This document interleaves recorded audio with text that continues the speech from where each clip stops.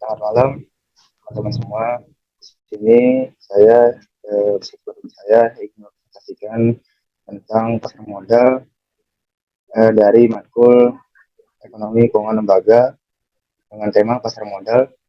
Yang terhormat kepada dosen pengampu Bapak Dr. Ade Jamal Mirdad, SPMSI. Di sini saya ingin memperkenalkan ketiga nama anggota kelompok saya. Yang pertama itu ada Kamil Sandra, akhir NIM 054, dengan saya sendiri Farhan Pinata dengan akhir NIM 142, dan Dwiki Asano Rido dengan akhir NIM 066. Di sini ada beberapa cakupan materi. Yang pertama itu tentang sejarah dan perkembangan pasar modal di Indonesia. Yang kedua, pengertian pasar modal. Yang ketiga, jenis pasar modal. Yang keempat, manfaat dan prinsip pasar modal. Yang kelima, lembaga yang terlibat di pasar modal. Yang keenam, ada kesimpulan. Masuk ke materi yang pertama yang akan disampaikan oleh Amelia Sandra. Kepada Amelia Sandra, kami silakan. Baik, terima kasih kepada moderator. Saya akan menjelaskan tentang sejarah dan perkembangan pasar modal di Indonesia. Sejarah pasar modal secara historis telah hadir jauh sebelum Indonesia merdeka. Pasar modal atau bursa efek telah hadir sejak zaman kolonial Belanda, tepatnya pada tahun 1912 di Batavia. Pasar modal ketika itu didirikan oleh pemerintah Hindia Belanda untuk kepentingan pemerintah kolonial atau VOC. Kemudian dilanjutkan oleh Kabinet Ali Sastro Amjojo pertama pada tahun 1952 dengan mempersiapkan peraturan untuk menarik penanaman modal asing di Indonesia. Namun, peraturan ini belum sempat diajukan ke parlemen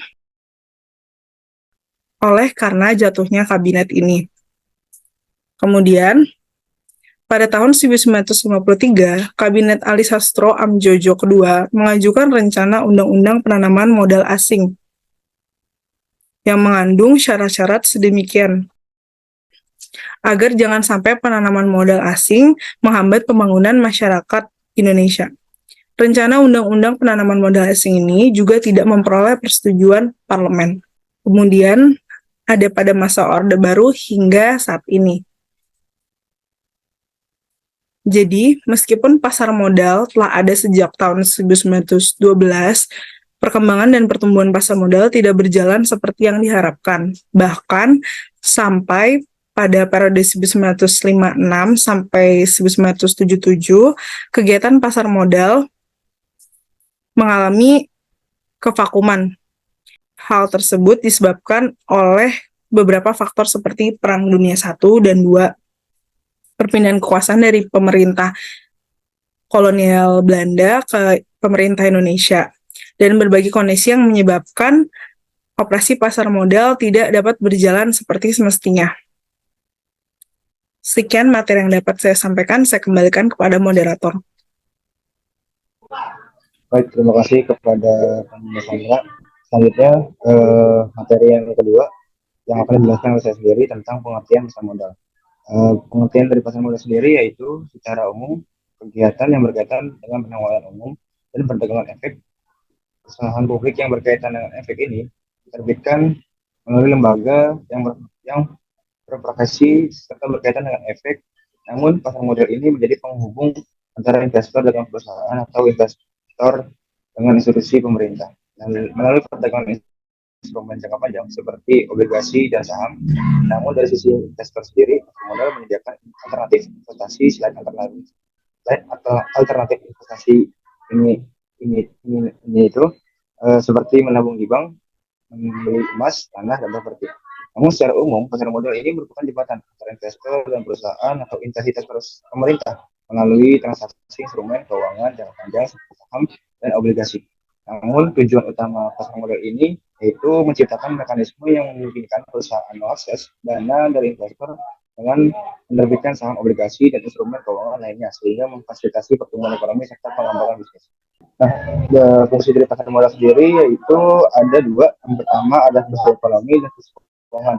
Nah, dari fungsi ekonomi sendiri itu memiliki berbagai sumber melalui para investor-investor yang siap mendanai berbagai fungsi-fungsi yang ada di keuangan serta fungsi keuangan sendiri memiliki kualitas paling tinggi, termasuk para investor-investor yang siap memfasilitasi, yang siap memberikan dana-dananya untuk menerbitkan suatu sistem dari sumber pendanaan dan juga sumber-sumber pemasukan untuk investasi berikutnya.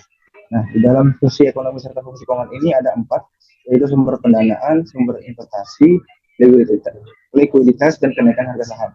Mungkin itu saja materi yang sudah saya sampaikan terkait pengertian pasar modal. Yang ketiga, pengertian tentang instrumen pasar modal yang akan disampaikan oleh Diki Asanorido. Kepadanya, silakan. Baik, yang selanjutnya adalah instrumen investasi di pasar modal itu sendiri.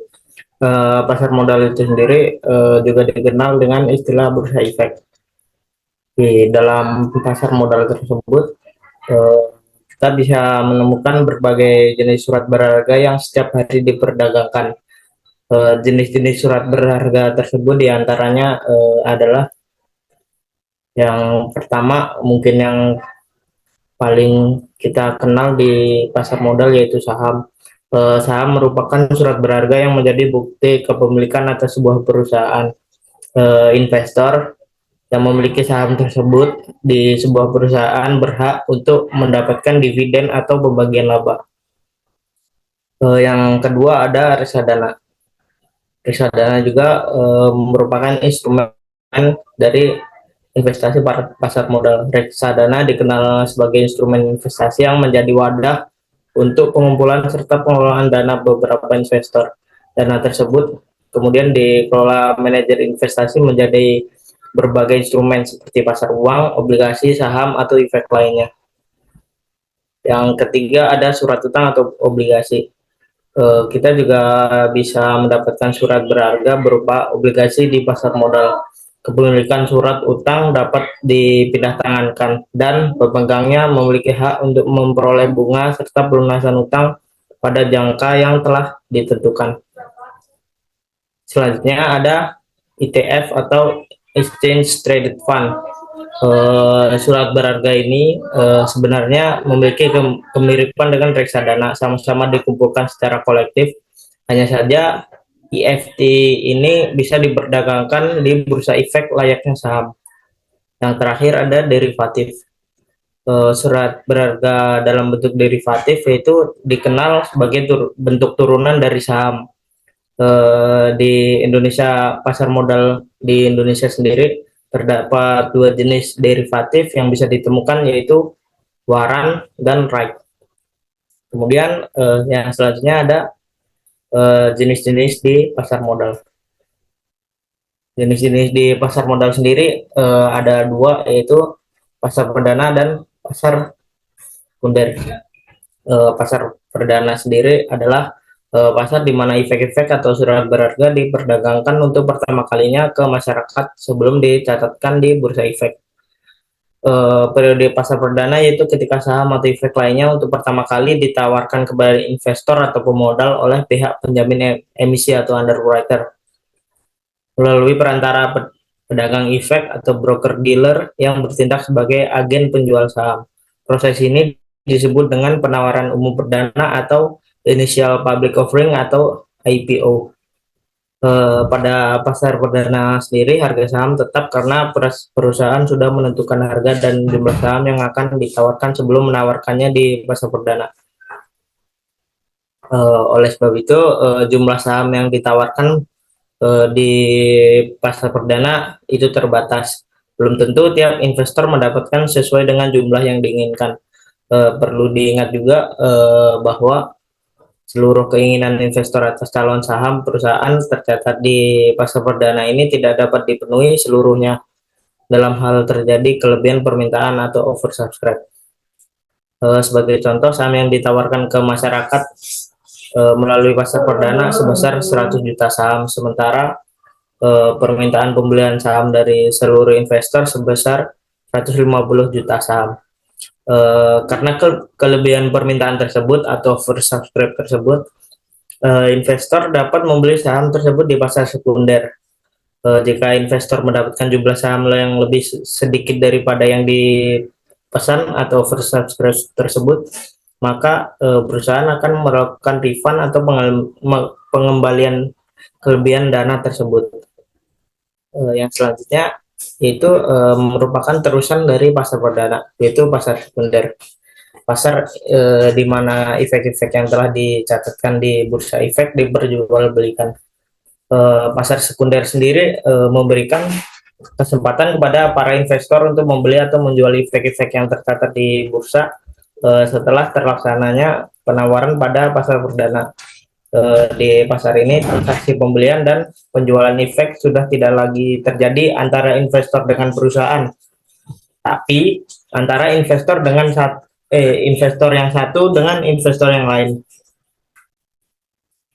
Setelah tercatat di bursa saham, artinya saham tersebut bisa bebas ditransaksikan oleh publik. Misalnya saja investor yang sudah memiliki saham masuk transaksi di pasar perdana biasanya akan menjual saham tersebut di pasar sekunder untuk memperoleh capital gain atau keuntungan. Berbeda dengan pasar perdana yang harganya tetap, pada pasar sekunder sendiri harga saham mengalami fluktuasi berupa kenaikan maupun penurunan. Hal ini terjadi karena adanya permintaan dan penawaran atas harga saham tersebut. Penawaran dan permintaan tersebut terjadi karena banyak faktor, baik yang sifatnya spesifik atas saham tersebut, seperti kinerja perusahaan dan industri di mana perusahaan tersebut bergerak, maupun faktor yang sifatnya makro, seperti suku bunga, inflasi, nilai tukar, dan faktor-faktor non-ekonomi seperti kondisi sosial dan politik, dan faktor lainnya dalam dunia keuangan. Sendiri kenaikan dan penurunan harga saham berbanding lurus dengan kinerja fundamental perusahaan tersebut. Berikutnya ada perbedaan antara pasar perdana dan pasar sekunder secara spesifik. Dalam proses transaksi sendiri, pasar perdana saham ditawarkan pada investor melalui mekanisme penawaran umum perdana atau IPO. Sedangkan di pasar sekunder saham dapat ditransaksikan kapanpun oleh publik sesuai dengan jam perdagangan bursa yang telah ditetapkan oleh bursa efek tersebut. Nah, selanjutnya ada mekanisme di pasar perdana. Di pasar perdana sendiri jual beli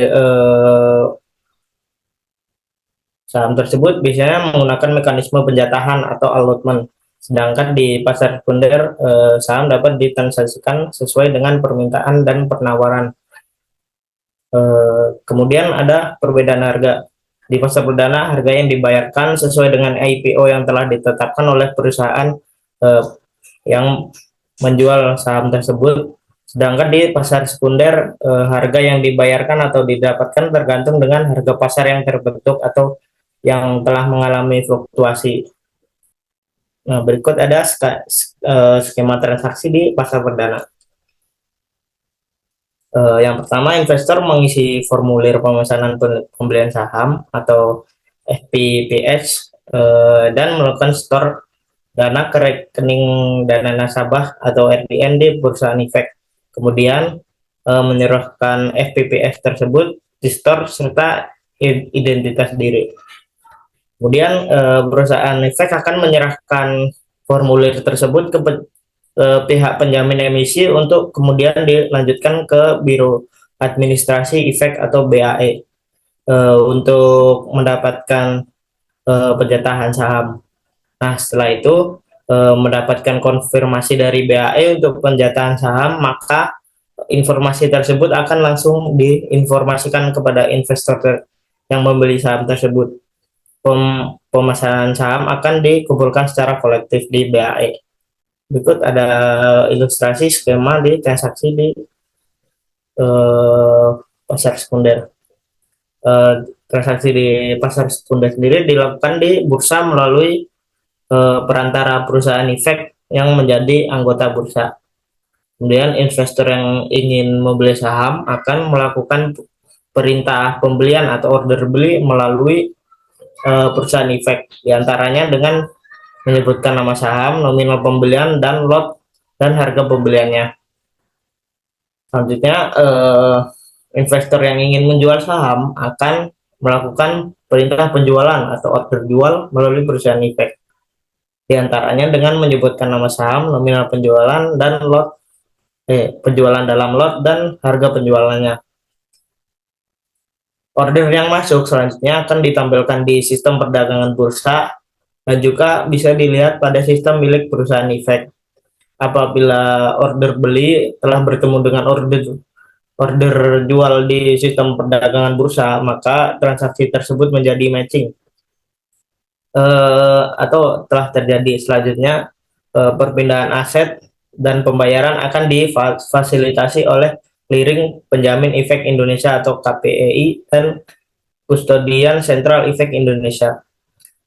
Untuk pembelian, investor harus menyetor sesuai nominal pembelian maksimal 2 hari kerja atau T+2 setelah transaksi.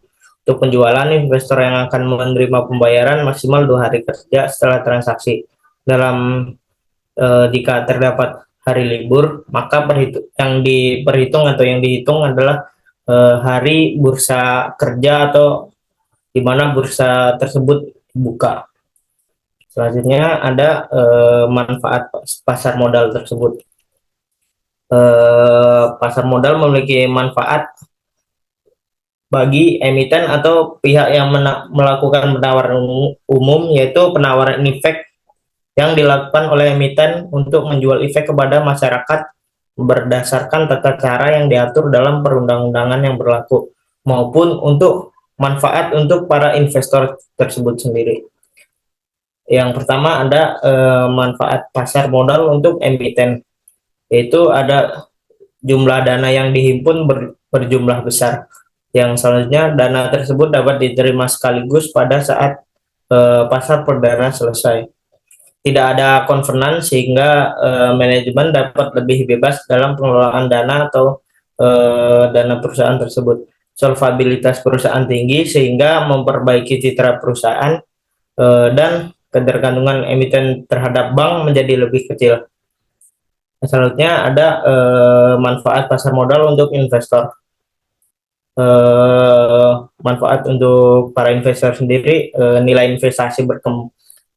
investasi pasar modal tersebut berkembang mengikuti pertumbuhan ekonomi. Peningkatan tersebut tercermin pada meningkatnya harga saham yang mencapai capital gain atau keuntungan.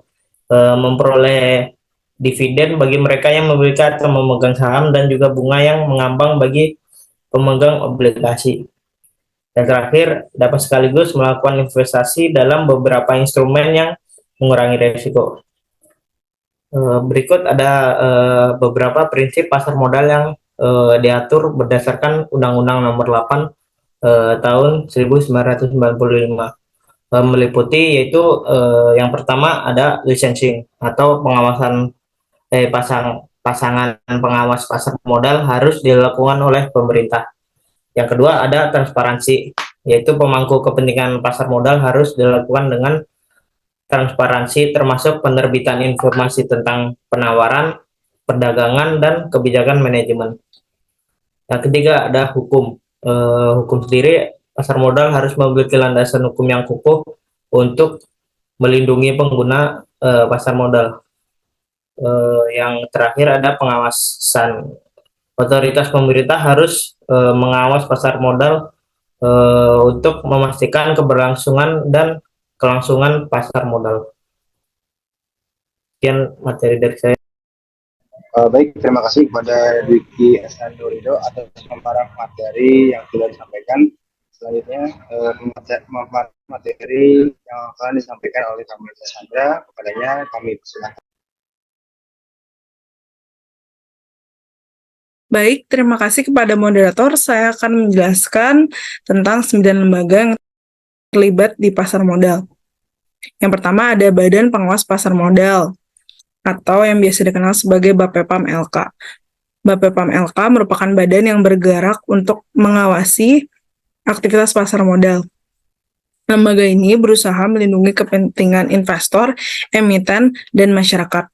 Yang kedua ada bank kustodian. Bank kustodian adalah badan yang menerima harta dan menyimpan seluruh efek baik dari dividen, bunga, dan hak-hak efek pihak pasar modal. Yang ketiga ada Biro Administrasi Efek. Biro Administrasi Efek ini pihak yang bertugas sebagai fasilitator bagi perusahaan emiten dan investor dalam menjalankan kegiatan di bursa efek. Yang keempat ada wali amanat. Wali amanat atau pemegang saham dalam menangani hal berkaitan dengan transaksi pasar modal. Yang kelima ada pemeringkatan efek. Ada lembaga yang berfungsi melakukan pemeringkatan dan memberi peringkat terhadap suatu efek yang meraih level tertentu. Jadi dalam menjalankan tugasnya, pemeringkatan efek harus bersikap objektif, independen, tidak berpengaruh pada pihak lain, dan mempertanggungjawabkan penilaian hasil peringkatan. Yang keenam ada perusahaan emiten. Badan ini berfungsi sebagai pihak yang menerbitkan surat berharga dan mempunyai sejumlah portofolio efek untuk diperdagangkan kepada investor. Yang ketujuh ada lembaga clearing dan penjamin atau disingkat LKP. LKP adalah pihak penyedia layanan jasa clearing dan menjamin dalam menyelesaikan kasus atau masalah dalam transaksi di bursa efek. Yang kedelapan ada lembaga penyimpanan dan penyelesaian atau LPP. LPP adalah penyelenggara segala jenis aktivitas bank, kustodian, dan perusahaan efek berupa kustodian sentral. Satu-satunya lembaga yang dipercayai menjadi LPP di Indonesia adalah PT Kustodian Sentral Efek atau Sentral Efek Indonesia atau KSEI. Dan terakhir, 9 ada ahli syariah pasar modal. Pasar modal tidak hanya bersifat konvensional saja, jadi terdapat pasar modal yang syariah gitu, sebagai perdagangan dengan prinsip syariah. Jadi lembaga ini berfungsi sebagai penyedia informasi, pemberi nasihat, dan pengawas dalam penerapan prinsip syariah di pasar modal. Sekian materi yang dapat saya jelaskan, saya kembalikan kepada moderator. Baik, terima kasih kepada kamu Sandra atas pemaparan materinya. Ini saya akan menyampaikan tentang kesimpulan presentasi terakhir, yaitu tentang pasar modal yang bergerak karena adanya motif ekonomi dari kedua pihak. Namun emiten mendapat kemudahan mengumpulkan dana dari publik untuk kebutuhan dana jangka panjang dengan biaya yang relatif tinggi rendah ketimbang saat perbankan. Namun investor sendiri mendapatkan keuntungan dari return yang dia terima dari investasinya atas instrumen pasar modal yang dikuasai. Namun ada satu unsur yang sangat erat kaitannya dengan pasar modal.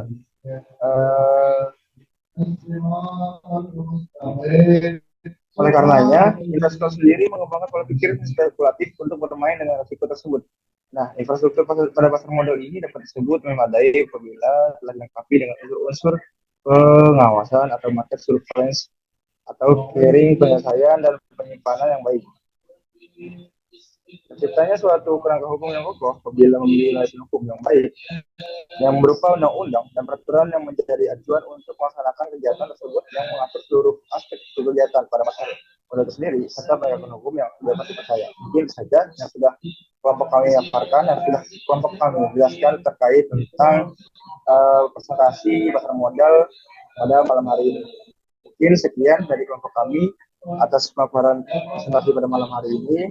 Kurang lebihnya mohon maaf apabila ada kesalahan dalam kata-kata, kesalahan dalam merecorder video pada malam hari ini, entah itu suara kurang jelas atau entah itu kurangnya on cam, mohon dimaafkan. Kurang lebihnya Wassalamualaikum warahmatullahi wabarakatuh. Waalaikumsalam warahmatullahi wabarakatuh.